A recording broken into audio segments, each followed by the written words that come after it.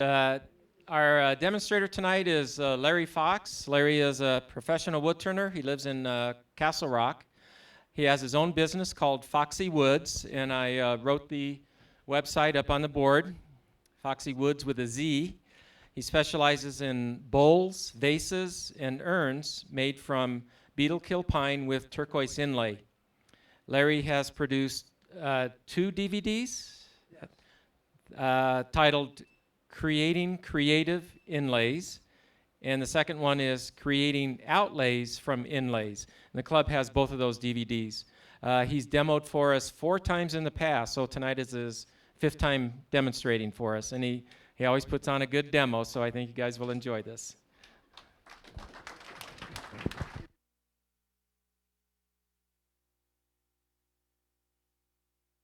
There you go. Can you hear me now? All right.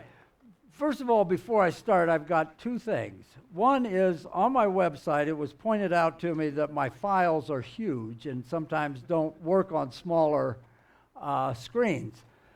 I created the website using GoDaddy software, which is fairly easy to use considering I did it. And I don't have time anymore to really deal with it. So if there's someone here that I could hire, I could bribe, that would be interested in working on my website to bring it up to date and shrink the files. If you're familiar with GoDaddy's web builder stuff, it's really simple, or pretty easy. See me after the meeting. The other thing is I do a lot of urns and hollow forms. And years ago, when Trent Bosch first came out with his visualizer, I bought it because I thought I needed it, and I did. Now, several hundred hollow forms later, I don't need it. If anybody's interested in Trent Bosch's visualizer, see me after the meeting. I'll make you a heck of a deal on it. Okay, I brought it along with me. All right, so I'm Larry Fox. I lived in Woodland Park for many years, and I live in Castle Rock now. I did not start turning till about 24 years ago. My son, when he was in high school, came home with all kinds of really cool stuff that he had turned in high school shop class.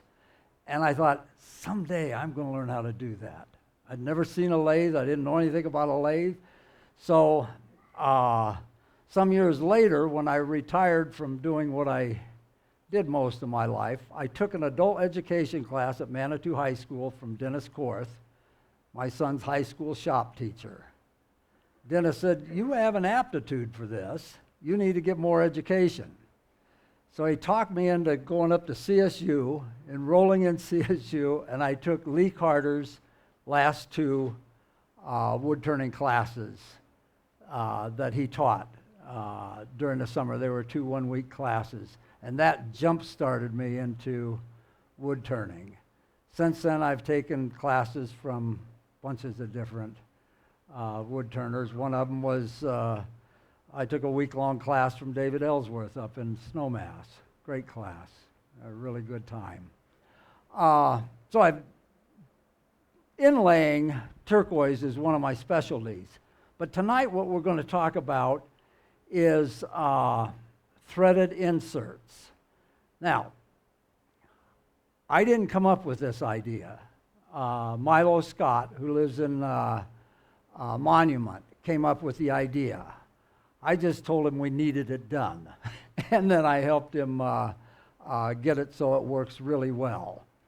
The reason I wanted an insert is I made a lot of urns, and I would have a compression fit. Well, I lived at 9,000 feet, and that compression fit did real well at 9,000 feet. But you bring it down to Nebraska at 2,000 feet, and maybe the wood shrunk, maybe it moved. It didn't fit so well. And so I wanted something that worked better than that. Chasing threads, the learning curve is can be considerable. Plus, it had a number of drawbacks.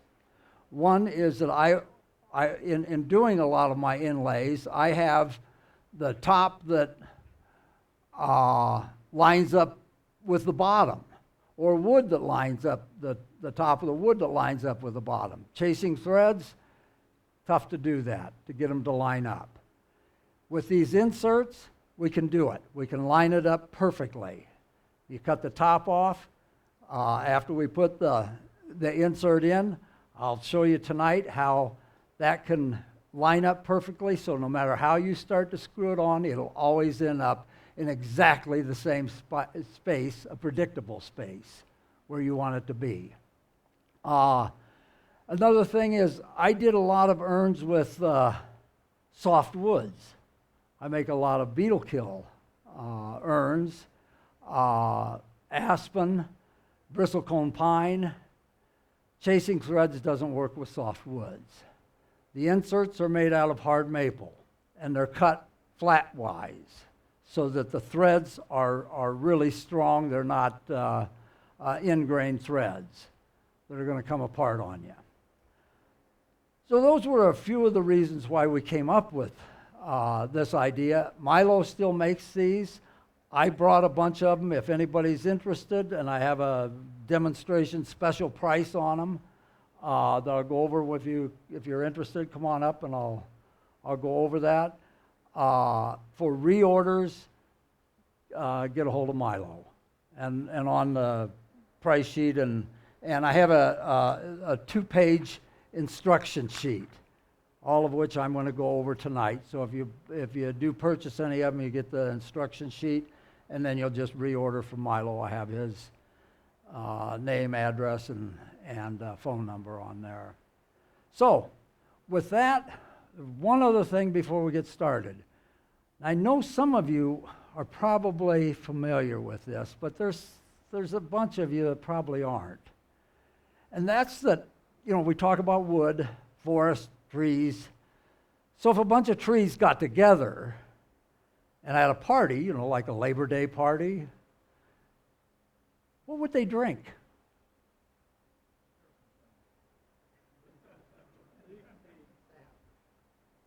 Well, root beer. That's at least as good as what Pat started out with. Come on.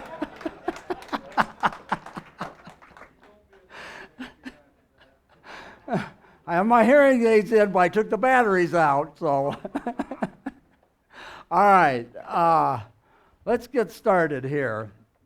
What we're going to do tonight is, I brought enough to do this demo 3 times. It can be fairly quick. Go slow to start with, and so we'll do it a couple of times at least, so you can see whatever you missed the first time, you might pick up the second time. All right, first of all, when I'm turning, I wear a full gas mask and a face shield. I work with CA glue, I work with sawdust, fumes and particulates. I try to preserve my lungs. So for a safety standpoint, that's what I do when I'm turning at home. For tonight, if I need a face shield, I'll put it on. Other than that, I'm going to put on some safety glasses here.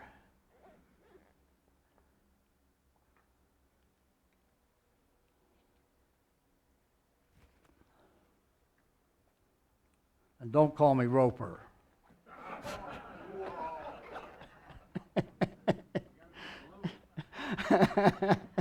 Yeah, that's right. Okay, we'll put this down here.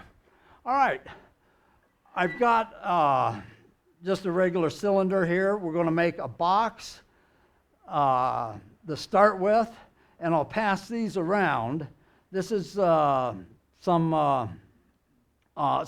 things you can do rather than just having a regular box.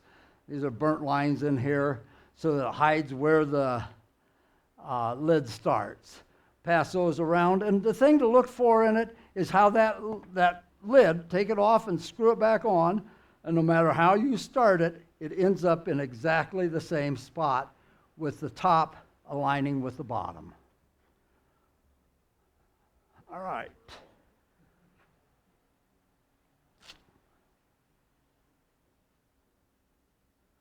Okay, we'll just, the first thing we're going to do on this is make a lid.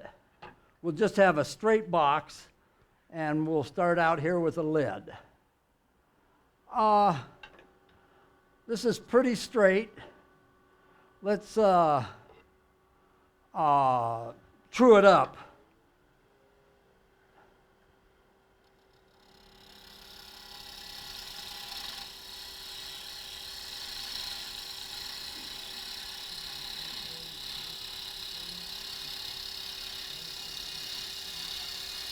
The tool I'm using here is a regular bowl gouge with what is called a Fromminger grind on it. I'm going to pass this around.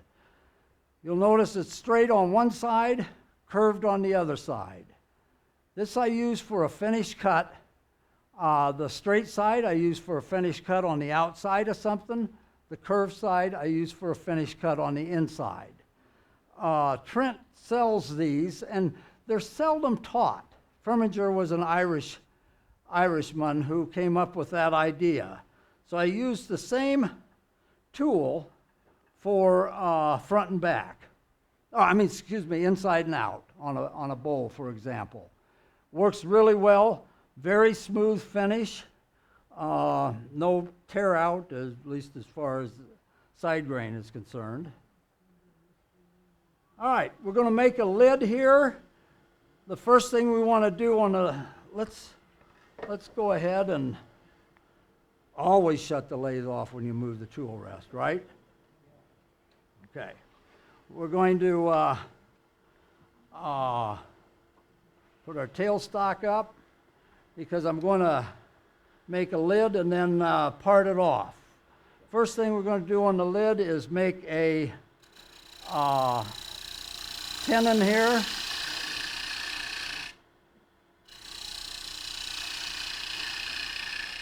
Little tenon on our lid. I use Vic Mark chucks, and so they have a little dovetail. I'll put a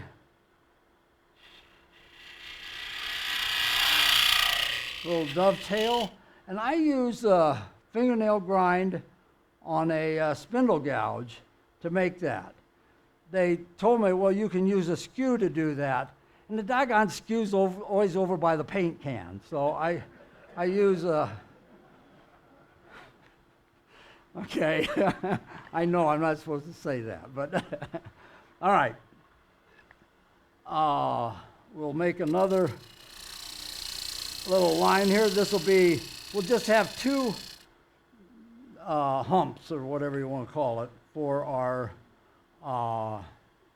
for this box, for this lid. All right. I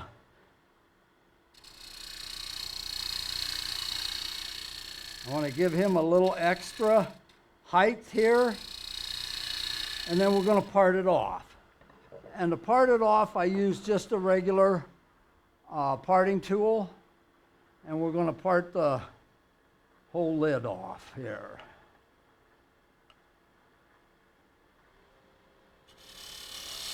When you're parting with a thin parting tool like this, I'll vibrate it a little bit, wiggle it back and forth a little bit so that I get a little wider cut than the width of the parting tool. That way I don't get jammed in there.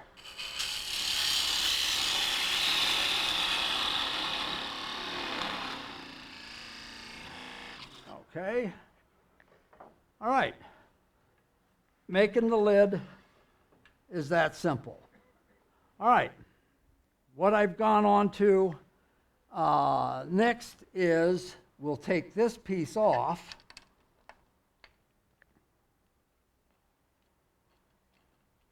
And we'll go to a piece that I already have hollowed out. And so it's ready to go as far as our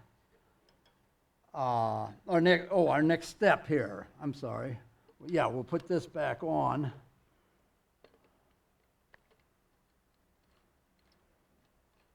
I've got everything in stages here so we don't have to worry about glue drying and that sort of thing. All right, I will take this guy off as if he were just that piece that I just did, but you don't need to see hollowing today. We want to see how to put these inserts in.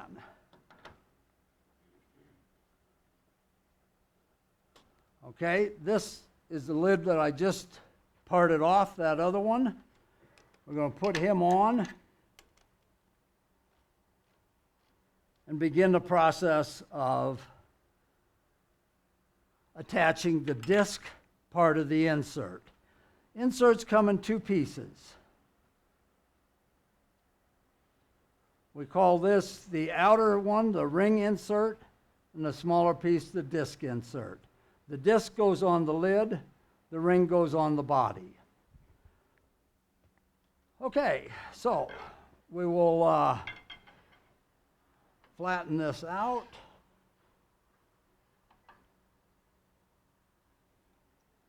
And again, I'm going to use that Firminger grind. I've got a smaller one here I'm going to use.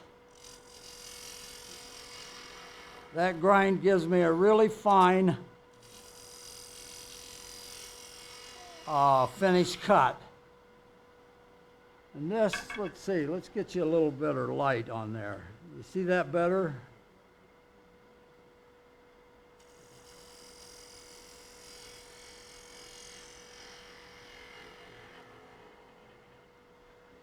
Let's just take a look at that. This is end grain here. Is there a particular size opening for a certain size? Yes, there is. And we'll go through that. All right, that's, we got a little bit of tear out there. Let me take it down a little bit more. Again, with this Firminger grind, even on end grain, I can get smooth cut with no tear out. There's a little bit there, but we're not going to worry about that now. To answer that man's question about is there a size? Okay, I'm going to measure this. Let's see, where am I at here? Yes, I'm just going to measure the inside of this with the little calipers here.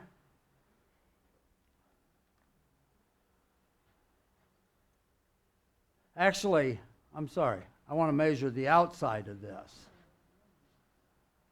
The outside of the ring. And the reason for that, let me go ahead and measure it and I'll give you the reason for that.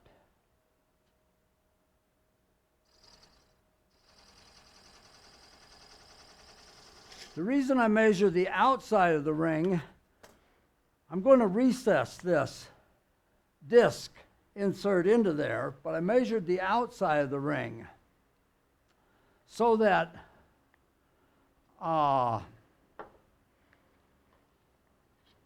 we're going to now recess the disc inside of here, inside of my lid. So it's not flush with the top, it's set down a little bit, so that when the lid screws on, it looks like it's right next to the wood there. I think on one or another of these, you can just barely get a piece of paper in there. It fits so tight. If you do not do that, do not recess it, then you'll end up with this type of thing, where your lid is sitting way up above. It's okay, but I think the lid recessed and setting down looks better. All right, again, that's something you can't do with chasing threads. So, we're going to take a little wide parting tool, and we're just going to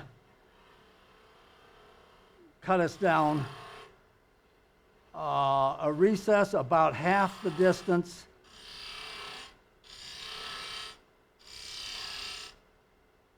about half the thickness of my insert.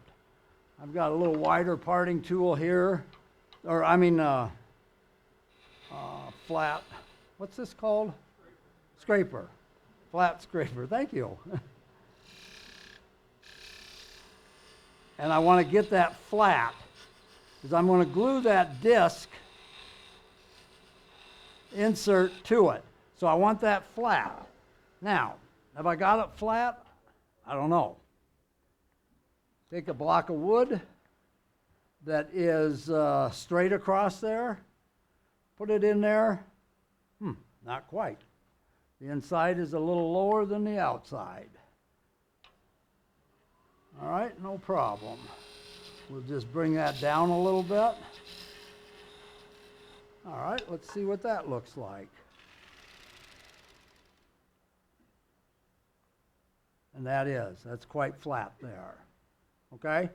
That's important because we're going to glue this disc to it. We want a good flat surface. Plus, if it's not flat, if it's askewed at all, your lid's not going to go on straight. Okay? All right, next thing we're going to do is this little piece that I showed over here, where this was recessed, and come up and look at these as you can. It's sloped down, it's beveled down, so that when that screws on, it fits right against the top.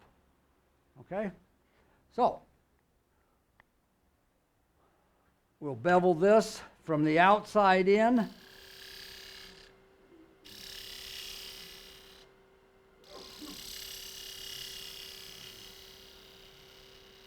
About like that. Okay? At this point, then, this outside piece here, we want to go ahead and sand it now. That thing is smooth enough, I can start with 220. Okay? We'll just sand that a little bit there. And the reason I sand that now is I'm not going to get back to that later on, because that disc is going to be in my way. And so we'll sand it 2, 3, and 400. Okay. Next is gluing this disc insert perfectly centered here. That's our next problem. How are we going to center that disc in there? We've got it flat, but how are we going to get it perfectly center in here? All right, again, this is where Milo came up with the perfect, simple solution. We have something we call a compression ring. Let's see, am I in the camera? Yeah, a compression ring. And it's just a ring with a slit in it. I'm going to put my disc inside of it, screw it in a little bit, and then set it in my chuck. Put that compression ring so the slit is at one of the, in between one of the jaws. Tighten it down, and this can't move now. Now, it's centered in my chuck, all right? How do I center my lid? When I made the lid, remember I put a little hole there. Brought the tailstock up before I cut the lid off. So that's centered. Bring this up, put it in there, turn it, voila, it's centered. That's simple. Turn it around, make sure that's running true. Pretty doggone true. All right, that's simple for centering the disc inside the lid. All right, next we'll glue this. Now, you don't want to use CA glue because it's a bit brittle. And I have found that sometimes people screw those lids on, they screw them really tight. You can pop that disc insert loose. But using just wood glue, I use Type Bond 2, is good enough, or not good enough. I've never had one come loose. Okay, I'll put it on the lid first.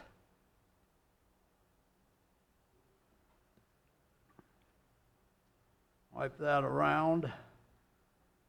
Careful not to get it, too thick on there, so that it squirts out once we compress them together. Put a little bit on the disc insert. Spread that around, wipe it off my finger. Bring this up. Turn it a few times, get that glue spread around. Turn it on, make sure that it's still running true, and it is. Okay. Now, we don't have time to wait for that to dry. So, and I have 2 lathes at home, so I'll take this chuck off, I'll put it on another lathe, I'll put the tailstock up and hold it till it dries, and then go back to work on my Powermatic. Okay, here we don't have another lathe to do that, so what I'm going to do is clamp this on.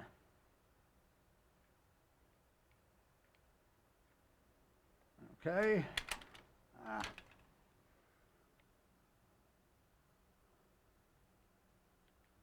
With a small lid like this, I gotta be, here, we'll take this off. Maybe this will work better.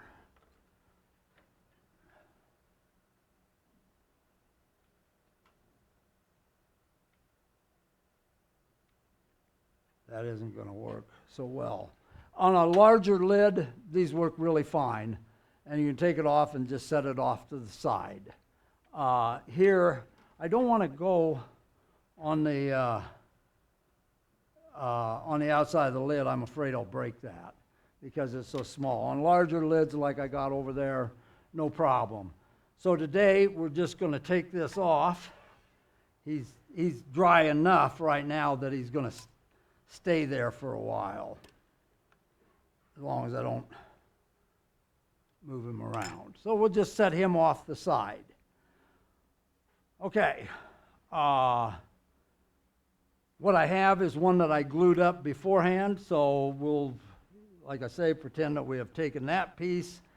Our glue is dried, and our next step is to put the insert in. Okay, let me move this kind of out of the way. So I'm going to work on top of the lathe here. So I want to go ahead and get you fixed up here. This is one that yeah, I'll have to put it back on the lathe.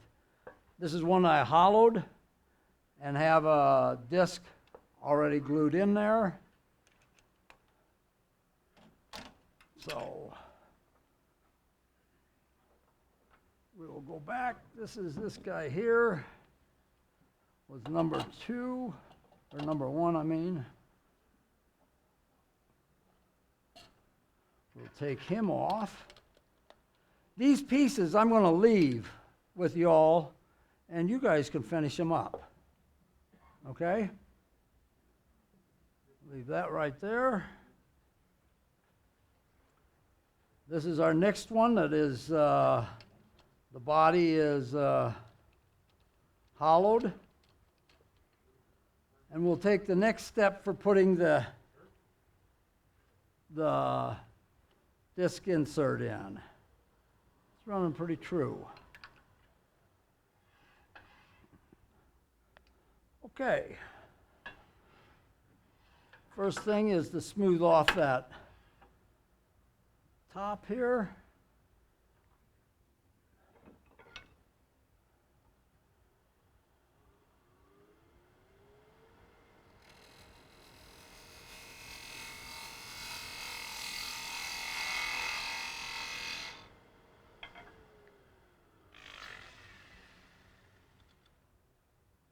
Let's go just a little bit more.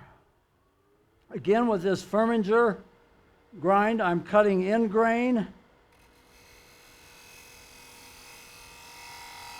with little or no tear out.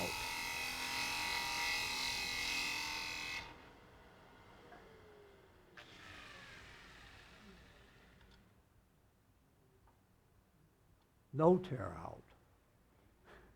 Okay. Next thing is to, again, to answer the question from over here. Different size, yes. So I've measured this. I'm going to cut it just a hair small so that I can work my way up to it. All right. This is about not quite a 1/4 inch thick, so we need to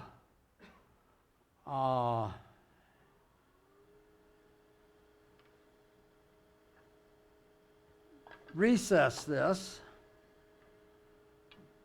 You always forget something. I had a smaller parting tool I was going to use for this, and I thought, oh, no, I don't need it. Guess what? This will make this work. I'm going to take this down just a little bit.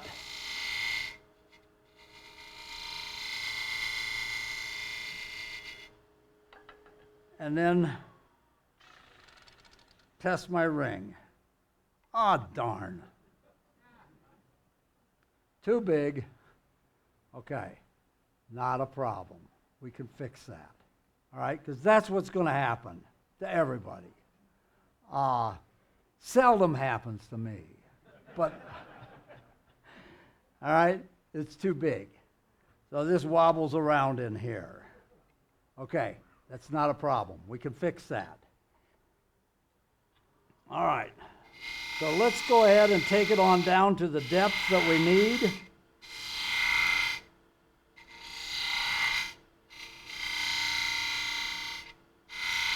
Now, if I had brought the right tool, that never would have happened.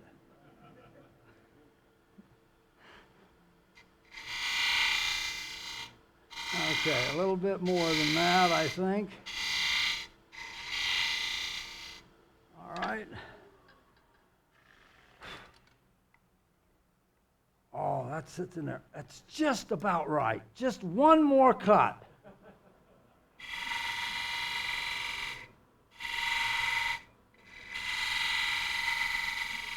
All right, one more cut. This is going to be perfect.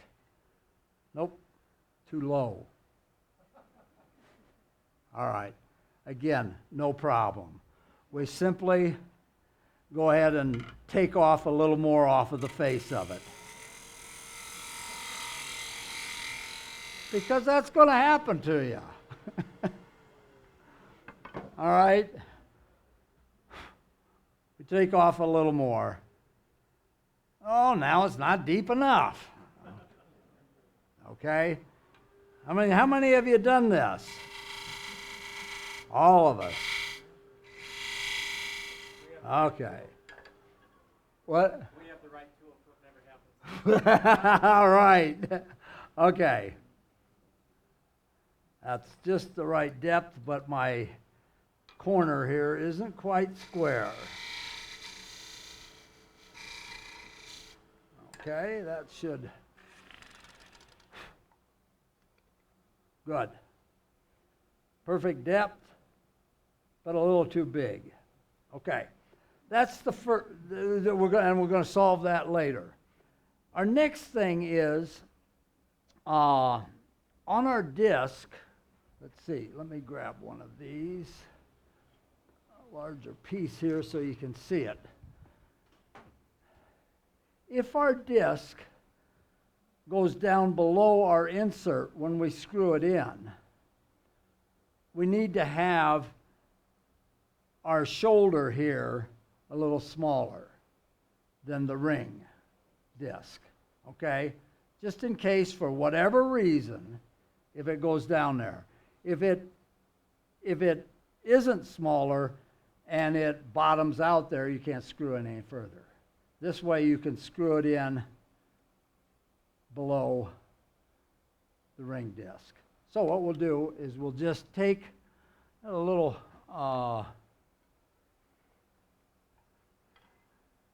hollowing tool here. I use, for hollowing, I use Trent's hollowing tools. I find them well designed, well built, and very stable. For hollowing those big pieces, I have a 1-inch boring bar that I had Trent make. He makes basically 5/8, 3/4, and anyway, I had him make a 1-inch one. So I can reach real deep without any problem. Here we're going to just cut that shoulder back a little bit so that my shoulder is smaller than my ring insert. Okay? Just like that. All right. Our next thing will be here on top of the lathe, and that will be gluing in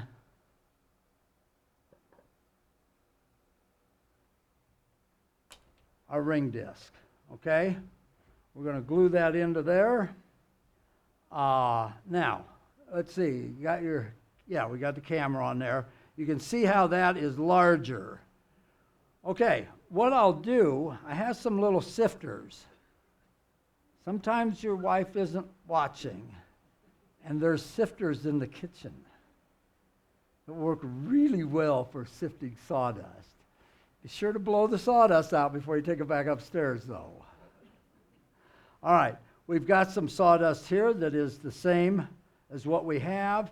I would sift this because it's got, good-sized flakes and whatnot in there.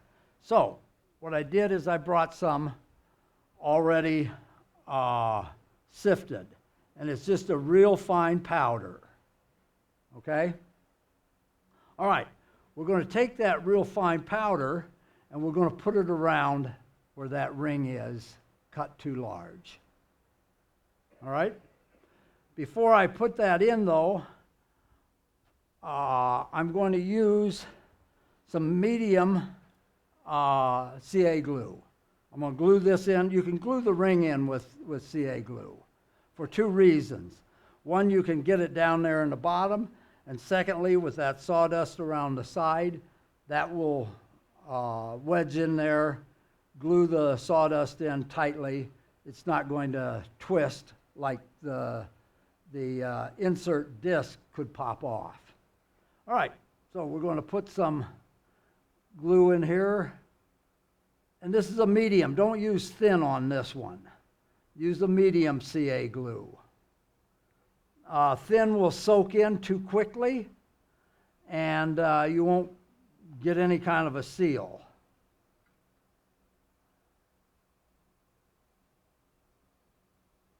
All right, we put that in. Larry, are you worried about the orientation of where the threads start and stop? Not yet. Okay. Not yet. I'm going to glue that ring in however I put it in. All right, I'm going to worry about that in a little bit, but not yet.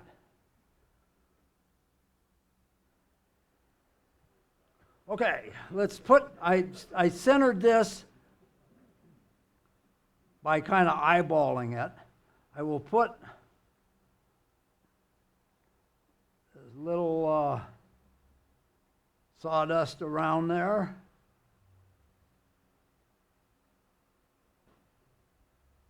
And that sawdust goes in there nicely. Now, that's a little different color of sawdust than what the pine that I was using here. It's actually oak. But that's okay. Then we'll do a little glue right in the edge.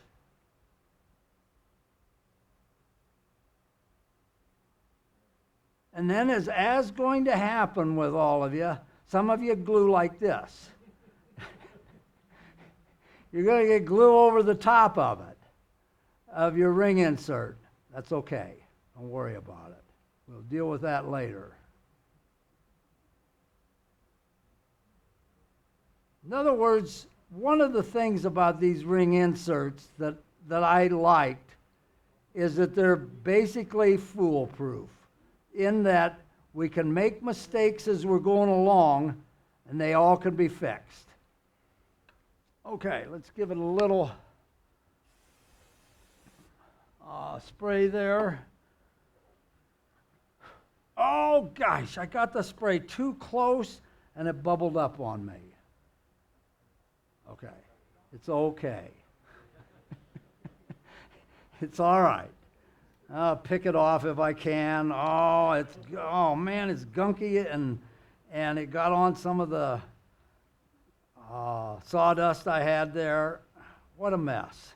I don't know if you can see that, but that ring top is pretty much a mess.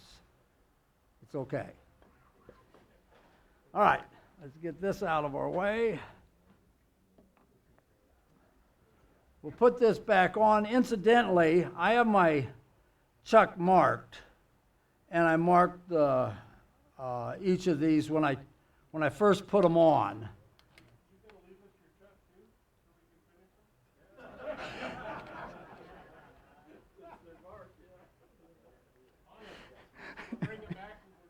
Okay.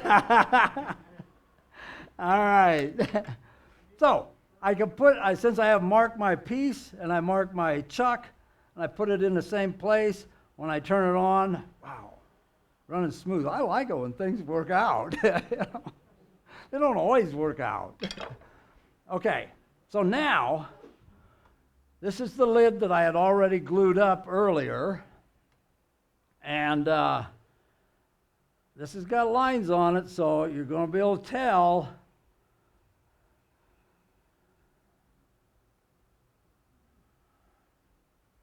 Darn. Doesn't fit at all. This needs to be over here. I'd even forgotten one step. I was supposed to mark that ring before I glued it in. I forgot.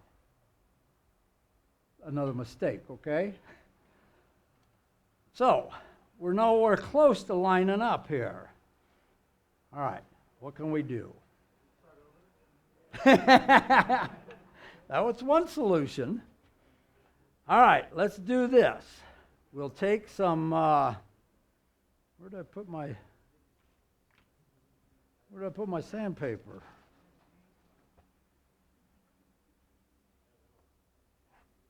Well, no matter. I don't know what I did with the sandpaper, but I got more of it.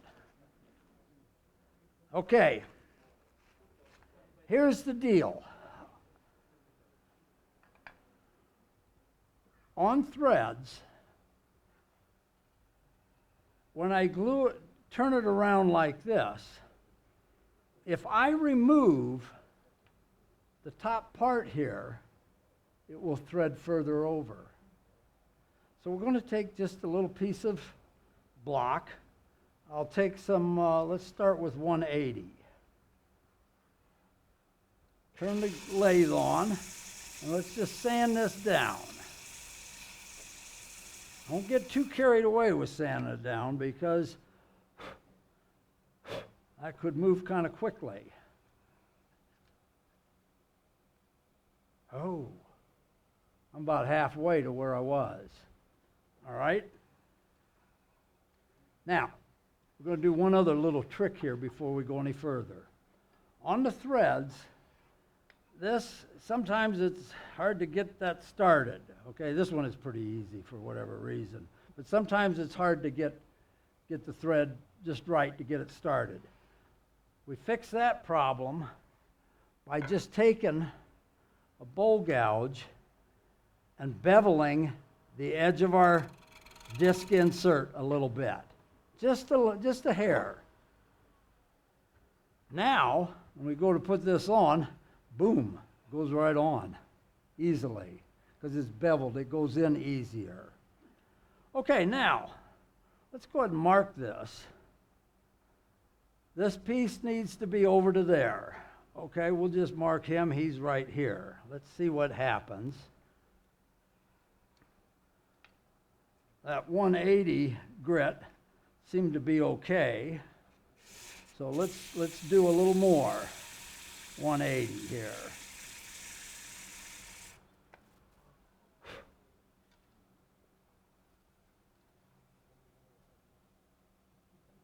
Okay, I've moved about 1/4 of an inch. Okay, we can go a lot more than 1/4 of an inch, so we'll take a 120.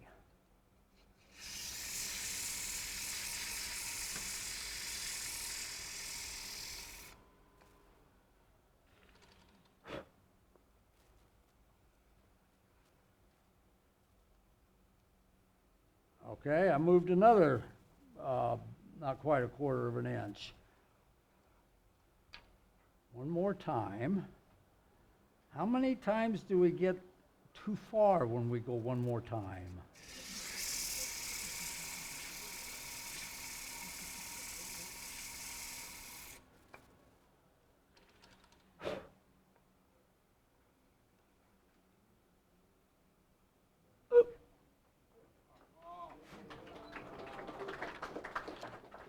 I'll take this off and pass it around. Our alignment here, let's see, let me get it in right there. Our alignment is perfect. Okay, if you go past it, you have to go all the way around, which you can do. Yes, it is. It could. It could, depending on what you're using for a finish. If you're using 2 or 3 coats of wipe-on poly, for example, yes, that's going to make a heck of a buildup. So you're going to want to go past and then let that wipe-on poly build up till you get to the right point. And if you then are, kind of going back and forth, you got too far to one side or the other, what you can do in the end. Okay, first of all, there's a stain here. Normally I would put sanding sealer around there so I did not get that stain. Normally I would do that. All right, same way here. Go ahead and put sanding sealer on there. If you need to build this up just a hair, put sanding sealer on there, take some thin CA glue and go around there. It'll give you just a small amount of buildup. So between sanding this or building this up, you can do it. Okay? Again, just standing here, not looking at the thing, I can screw that on easily after beveling this side here. That just makes for a nice, easy screw on. Okay. Tighten it up. Perfect. All right? Okay. Quick. Let's do another one with a with a little form to it where we've got a rounded top, and see if we can't get this one, the top, because of both lid and base are flat, it comes down just tight. But let's see if we can do something like this where we get where we've got a curved top and still get a real tight fit. Okay? So I've got another piece here. We'll go through that whole same process. These things, like I say, I will leave here. Y'all can do whatever you want to do, and somebody take those and finish them. Now, I'll move a little bit quicker this time so that you can, so that it kind of flows.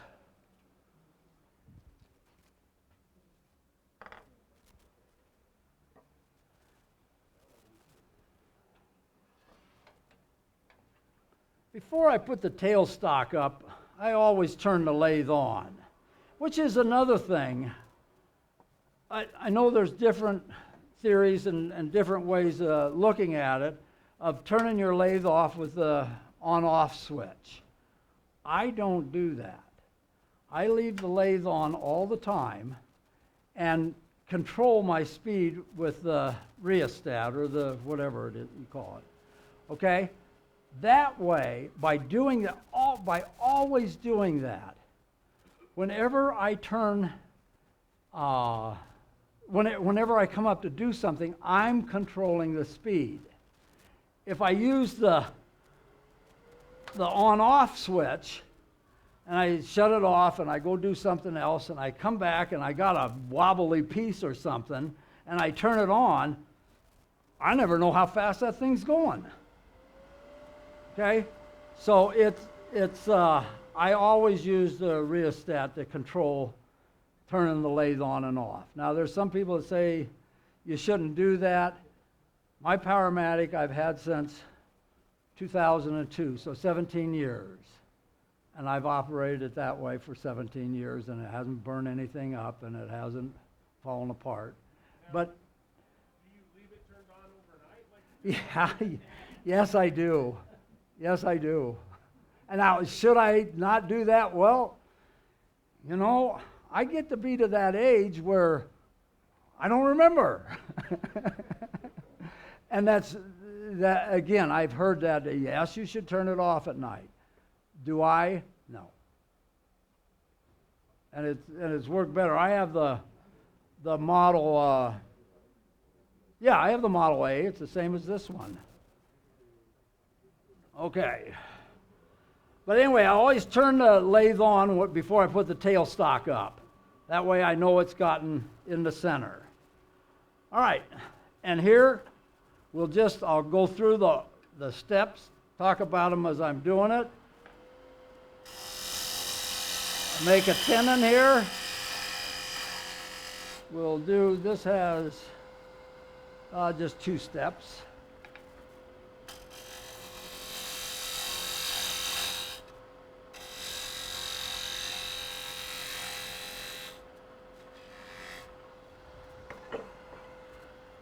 Make a dovetail.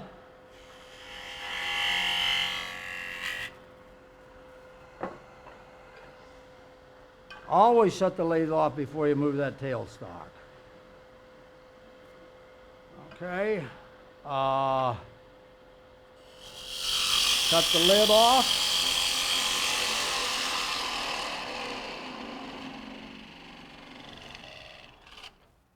Okay.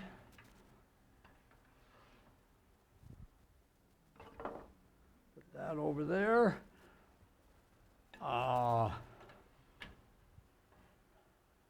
We can put the tailstock back up if you feel the need to do that when you're forming it.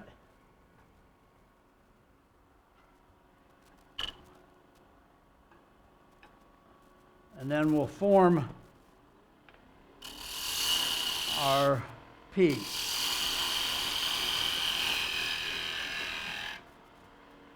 Okay, we'll give this a little, I always start at the bottom.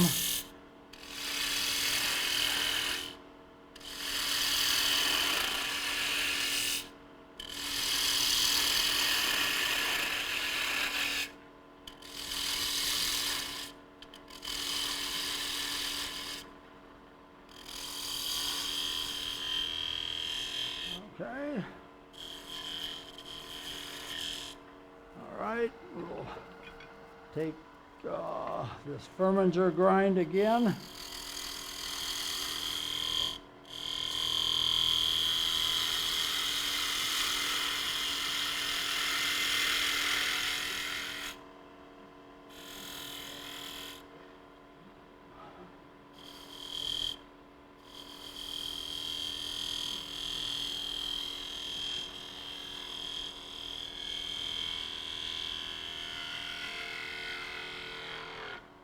Okay, then we would, this is a little different size. Somebody asked about the size. This is a little different size. I'll measure the inside here for this.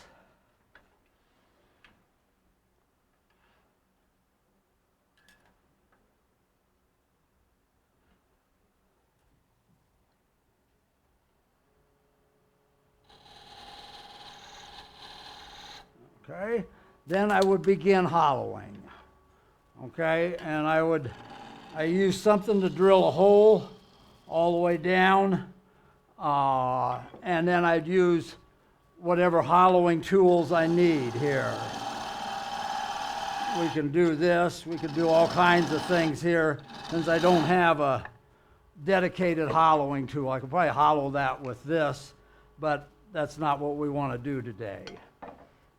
So, that quickly to do an outside, and oh, just for the heck of it, let's pass this around.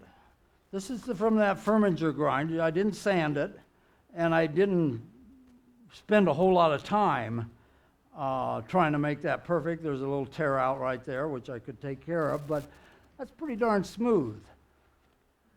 Ask yourself, can your bowl gouge do that?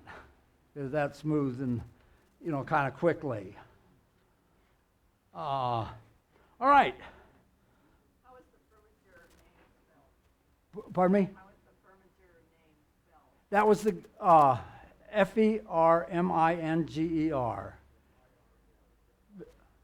Ferminger. Okay, cool. There it is.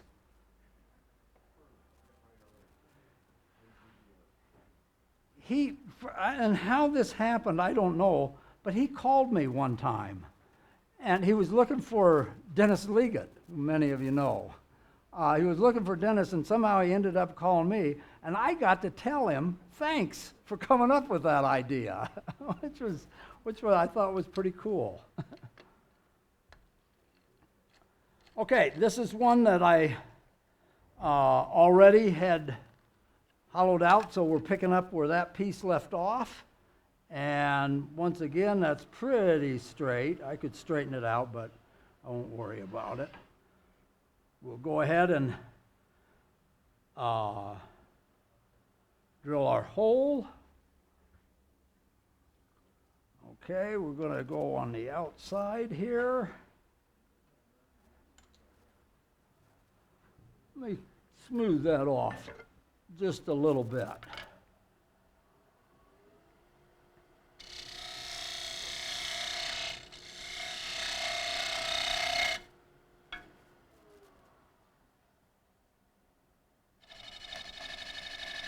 Mark that.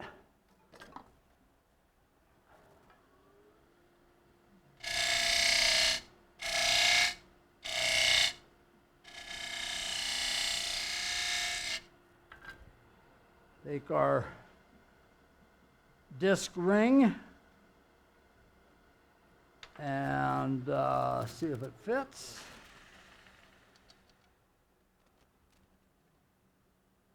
Just a hair more.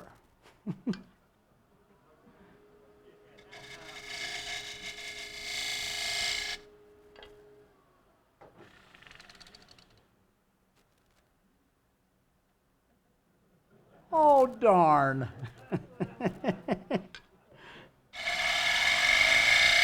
Okay.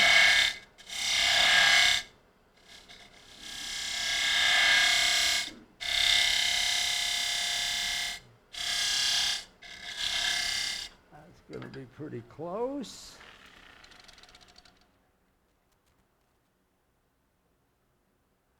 Just a little more.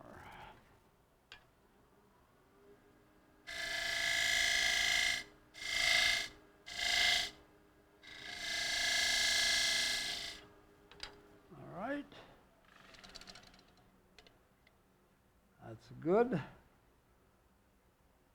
No, it's not. A little more.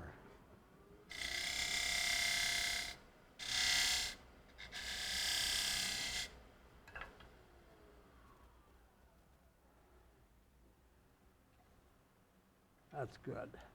Okay, now we want to cut out some of the inside of here. I'm going to do it this way to start with.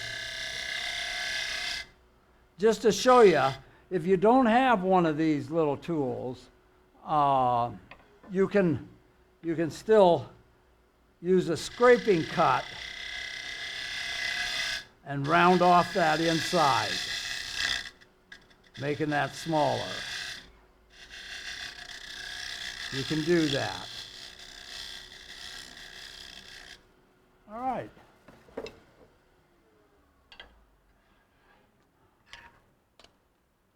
Okay, this time we're going to do something a little bit different than we did the last time, where I remember I said I forgot to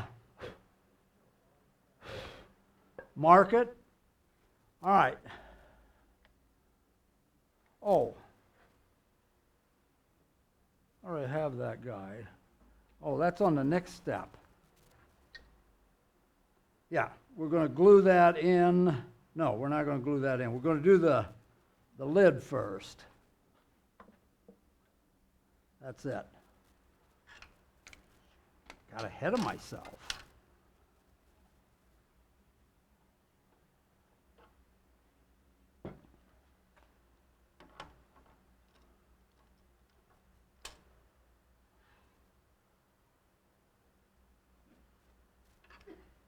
The lid is not marked because it's never been in here.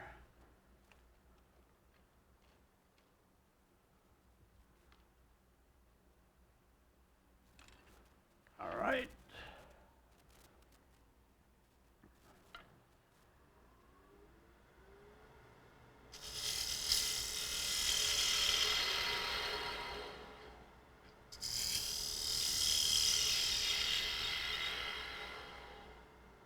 Okay, let's see how that looks fine. Measure our ring insert on the outside. That's what we've got.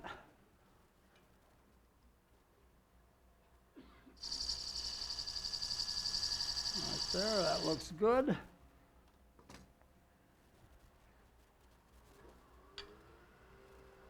Start hollowing. Take it down again. This is going to be down about half the distance of the thickness of that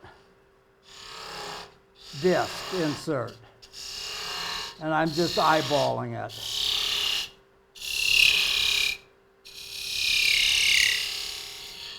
Okay. Flatten that out.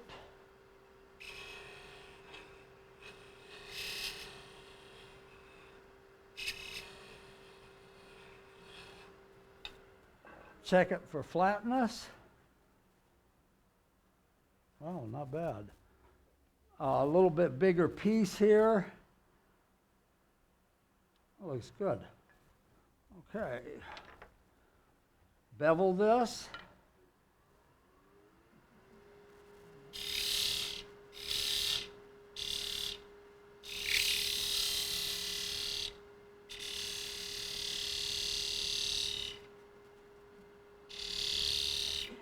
Okay, sand it. Again, I'm going to start with 220 here.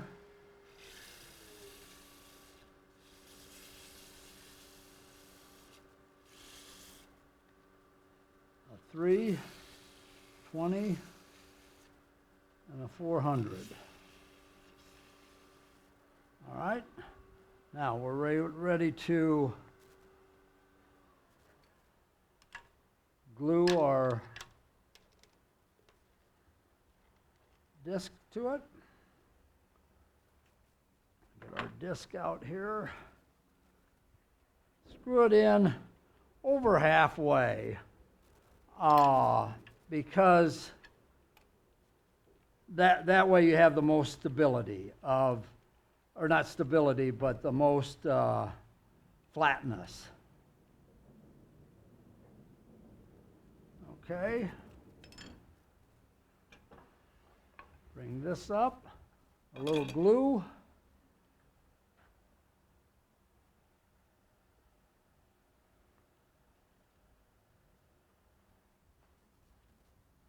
A little glue needs to be dug out there. There we go.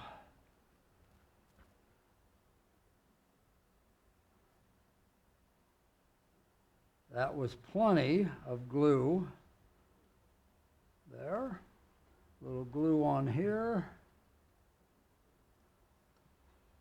And that's plenty on there also, which is why I keep these little pieces handy.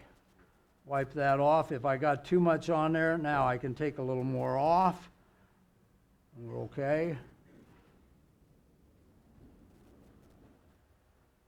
Put this guy up to here. Turn him around. Run him pretty flat. Okay? Now, let's see if this little thing will work here.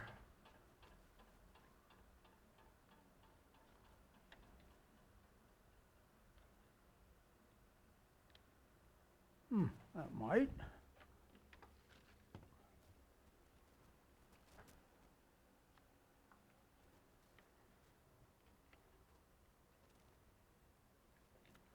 Put that down here. Got a bigger lid here. That's a little better.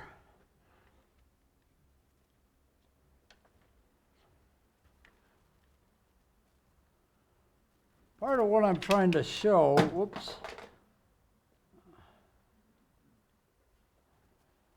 That's okay. We'll go ahead and just get this guy out of our way.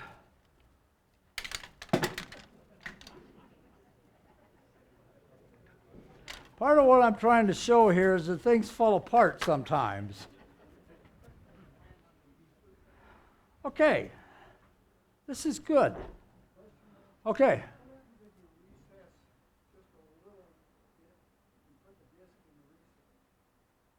Oh, and have the disc sitting up above?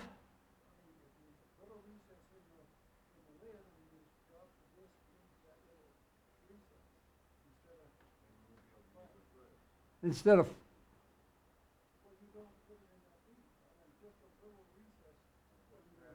a little bit? No, because I want my lid to be able to screw down tight here so that I don't end up with this sort of a thing. Okay? I mean, that's okay, but I think that looks better. Yeah. Okay, this is good. This thing fell off. A mess. We don't throw it away and start over. We fix what we got. And we can do that. This right here is just all that's got on it is some glue on my disc insert. Let's just take a little 220 sandpaper, sand that down. Okay, if that doesn't work, no problem. We can go ahead and just take a little bit of wood off.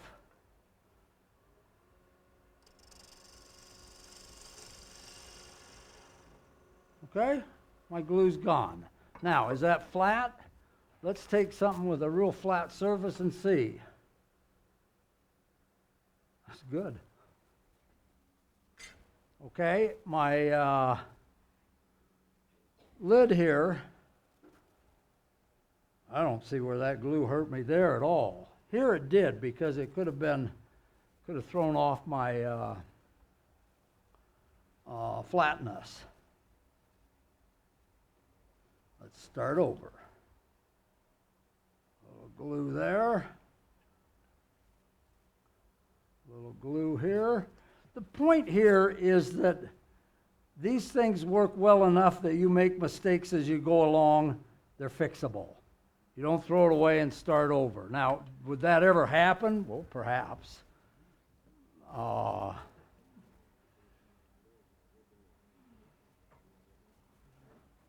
see what we got here. Look at that, running true. And what I'm going to do is just simply take that off carefully.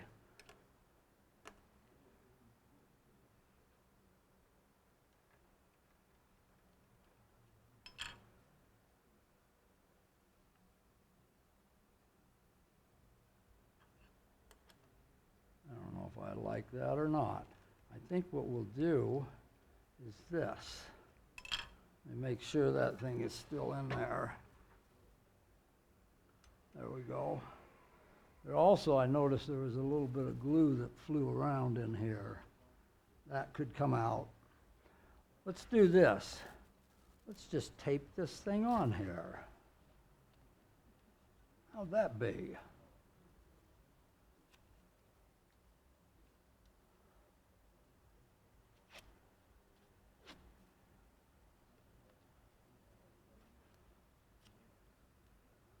We'll just tape that on.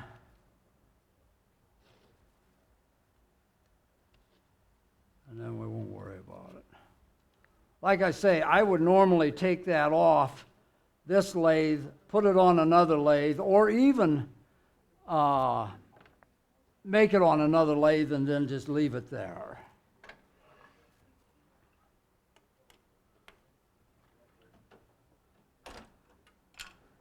Okay, we'll let that guy sit.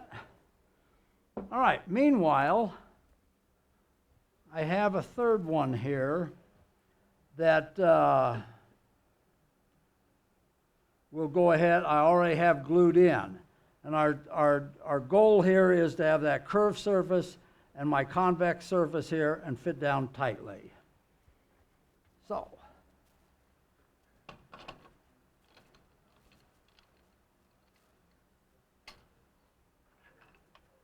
how are we doing time-wise anyway? Okay, cool. All right.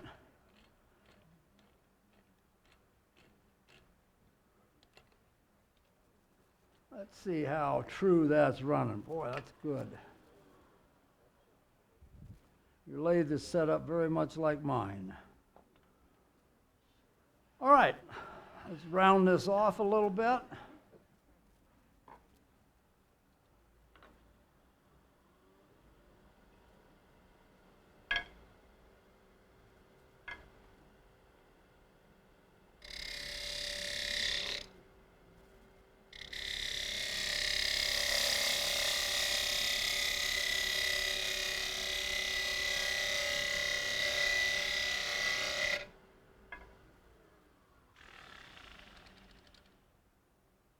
Looks pretty good. We'll give him a little bit more of a shoulder.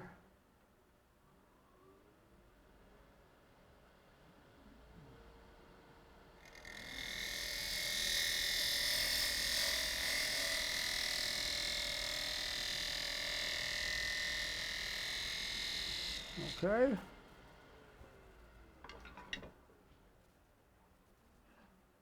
Our measurement for our insert, that should still be the same. Yep.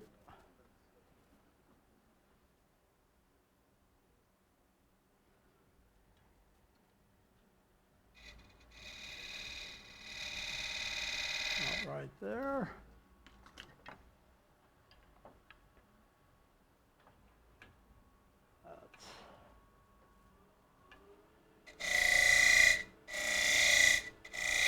Let's see if we can do a little better job of this one, just for the heck of it.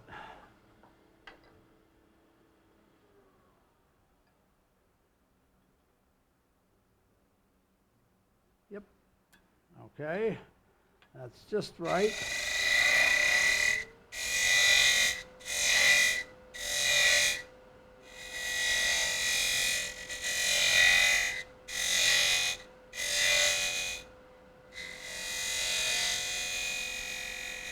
Let's see how that is for depth. A little bit more.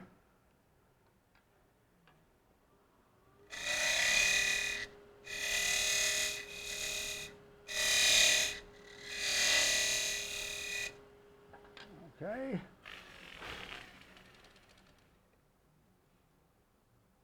All right. We need the back of the shoulder there needs to have a little bit come out of it. That might do it.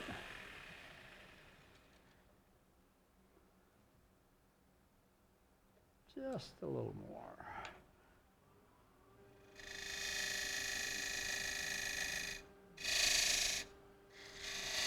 I think that's going to be just right. Then we'll take away a little bit of this shoulder here. I can go like that. I can use this little tool.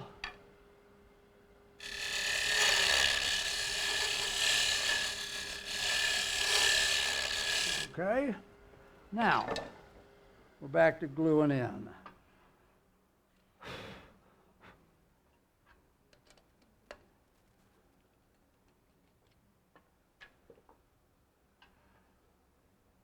That guy fit in there nicely. So here's what we're going to do this time that we did not do on that flat box. We're going to screw the insert onto the lid. All right, I'm going to put him in there and then turn this to where I cut these so that there would be some obvious lines here. This is the heartwood there. So that's the way I want the lid to end up. So what I'm going to do is now just lift up the lid, put a mark on my disc ring, and put a mark on my top of my base. Okay? So now, take that, transfer it to the top here. And you don't have to be precise about this. Okay, what we're going to do, we're going to turn this back,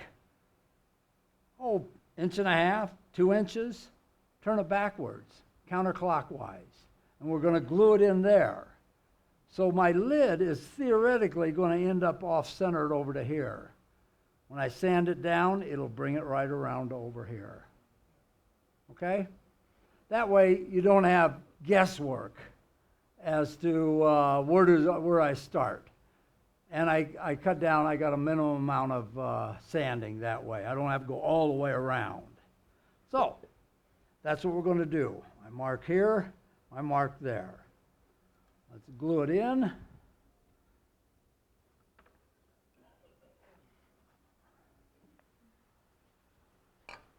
We'll put some of the medium CA glue in the bottom. When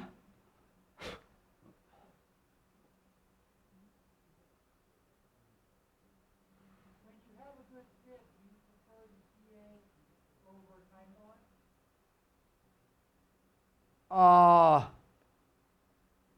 Over Type Bond.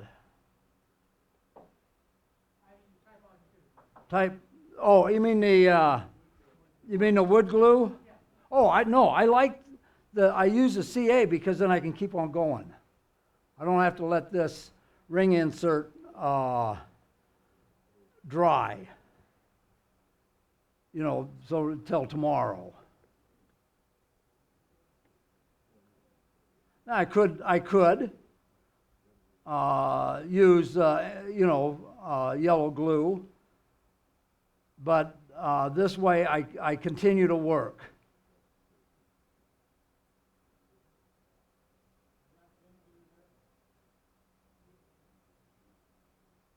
Okay, we're gluing. I put a little bit of that sawdust I had in around the ring. Even though that was a really good fit, I still put a little bit of it in there.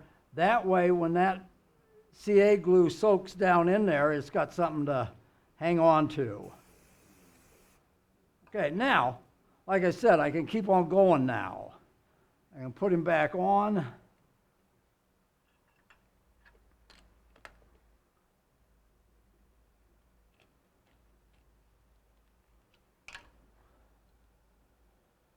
Okay. Let's see how close this is right to start with. And it is about like I had. It's off about a little over an inch. Okay, let's bring him down so that he fits in there perfectly. And And we'll do a little, I think, that doesn't have to move very far. I'm going to start with 320 here, because I don't want to go too far on this.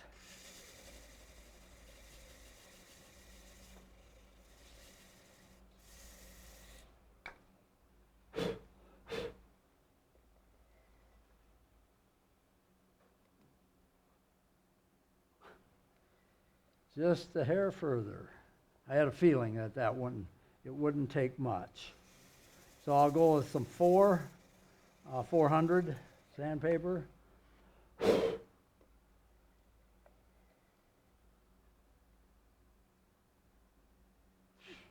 Perfect.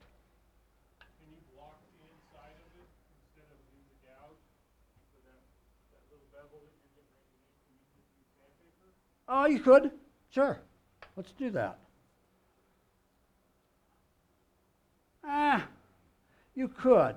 I don't see why you couldn't.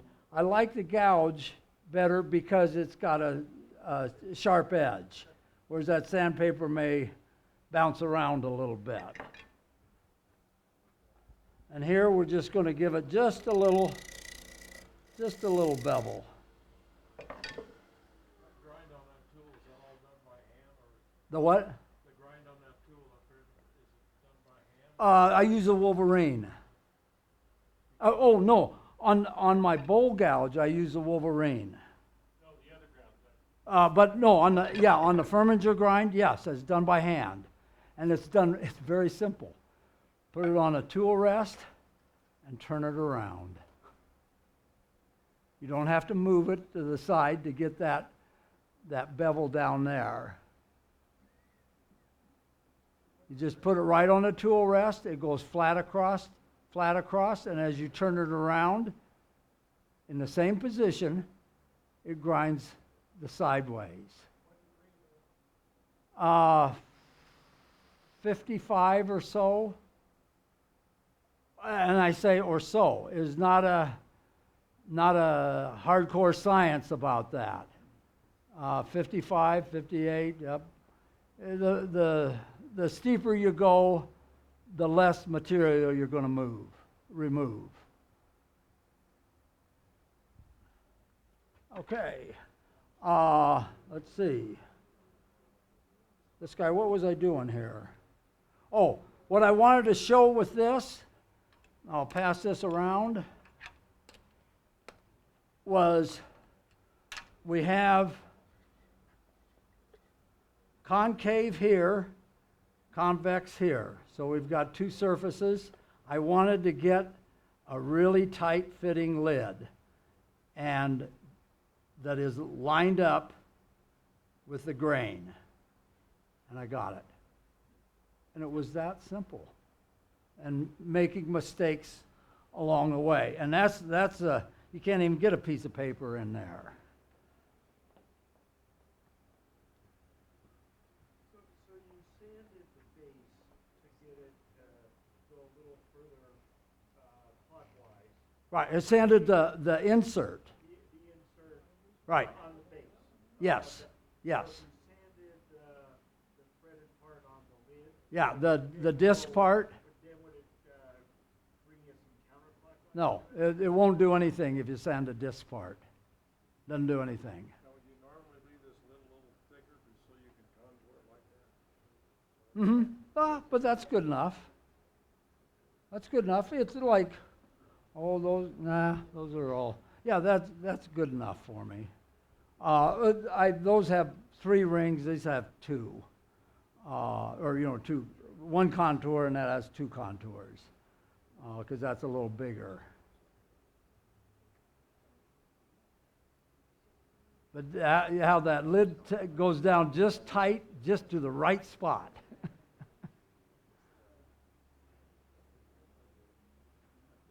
I've got 3 more pieces here. I will leave those with the club, and you can somebody can take them and finish them.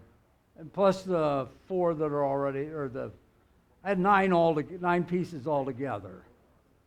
And I'll just leave them with the club, and however you guys want to do it, Somebody can take them and finish them. Okay. We're gonna do elementary class. We're doing box. Oh, super. So this is what we're gonna play. All right. Okay. You can have all of them. Some of them they're all in, as you saw tonight, in various stages. Oh. Okay. Can I do that? Make a sales pitch? Okay. They come in 4 sizes, small, medium, large, extra large. The prices are normally $10, $12, $13, and $15. Tonight I'll do them at a 20% discount, which puts them at $8, $9.50, $10.50, and $13. Your compression rings are normally $10. I do it at $8. If you buy 3 discs of the same size, I'll give you a compression ring. What size were you using to see? Okay, I used small and medium, and this is extra large. Okay, the large one, I have the large one for this last piece that I did not do.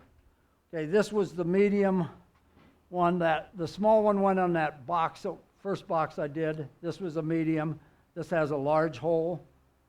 The big urns have extra large. I used on that size of on the urns,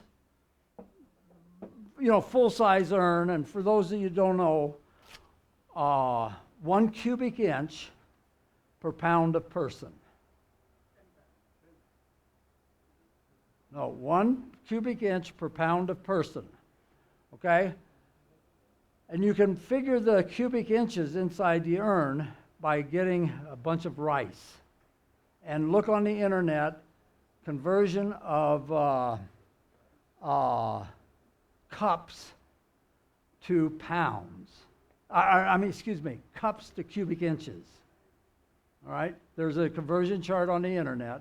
Just look up how many cubic inches in a cup. All right? And then just pour the rice in a cup. I have a 2-cup measuring thing that came out of the kitchen.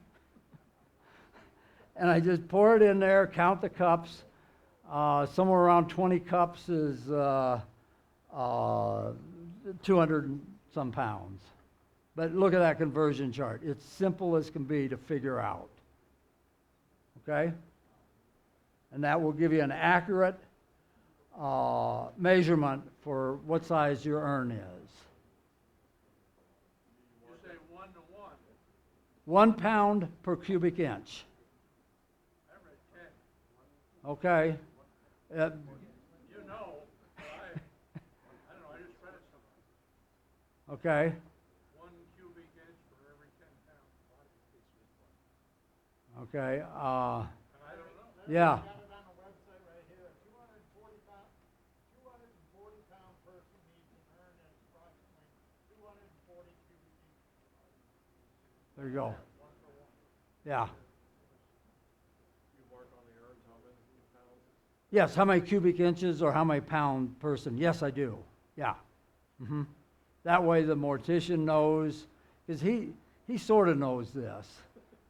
I'm serious. That's why I've run across. They sort of know. But I will say, one mortician. Pardon me? Same thing for pets? Yes, it'd be the same thing. Right. One mortician told me everybody fits.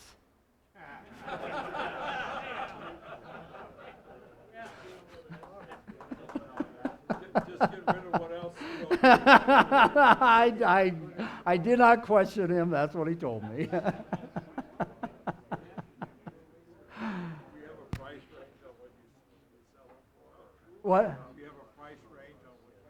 On my urns, well, I have both a retail and a wholesale price because I sell to a lot of mortuaries and they have to have a wholesale price. They're going to double them or triple them, whatever they do. My urns, all those large size urns, I think at the mortuary will sell for somewhere around $650 on a full size urn. And that varies with mortuaries. You know, it just does. One of them I deal with, that's about what they go for. Any other questions? Well, thank you again for letting me come and, and do what I enjoy doing. I know some people use like the plumber's plastic inserts. Can you use those? Sure, they work. It's just that the wood is more professional. Yeah. Yeah. Okay.